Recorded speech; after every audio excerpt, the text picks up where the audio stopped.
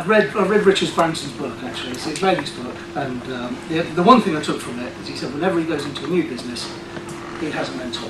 No matter what he does, and still within existing businesses, he always has a mentor. And I thought, well, if it's good enough for him, I'll give it a shot. Having been in business almost, from when I was 19, concrete frame contracting, and then moved into residential development in 2003. Probably the only guy not to make a busting amount of money out of it as it went. But what I have done, and the thing I do is residential planning. I've worked with Richard Cook, who's been absolutely terrific. I mean, we did the same thing in the business side. I mean, of course, capital's king. Cash is king. It's all there.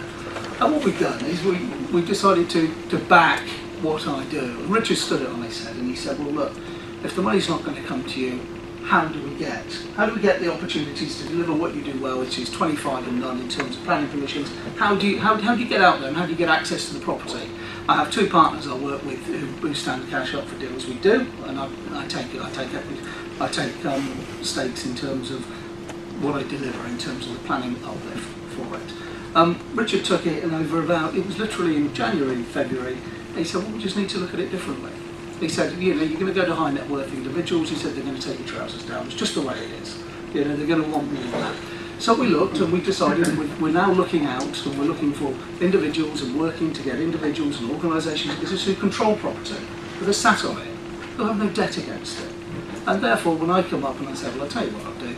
I'll deliver you a permission at my risk and do it. We've signed 2 contracts in the last 3 weeks on that basis. And we're going to move forward with a model like that, which is a risk. I have to pit my skills against it. He said, well, if you think you're that good, put your skills to it.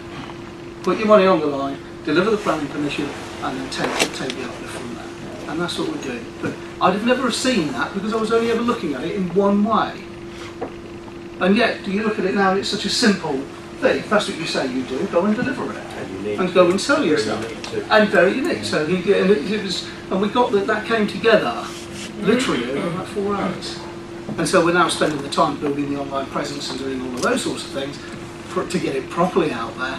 And we're approaching things like charities, IFA, independent financial advisors, charities, and people who hold property, probate solicitors who have that throughput. So what it does, it gives me an access to a deal pipeline. But I'd have never seen it and never have done it. Elma's been wonderful. She said you 30-minute consultation. I think I took about an hour and a half. and I thought I wanted somebody in marketing. I looked down the list and I'm a kid in a sweet shop, I like that and like that. And after I think 2 conversations, we said, no, actually, these are the 2 people you want. One of them was Richard Cook, and I couldn't be happier.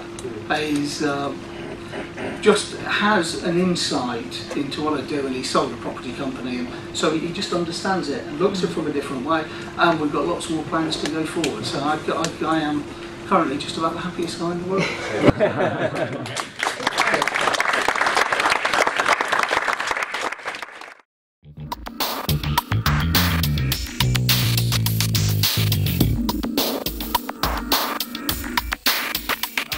I mean, he's another wonderful mentor. This is a guy, yes, he's built up and sold a chain of estate agents. He's also built up and sold a chain of restaurants and bars.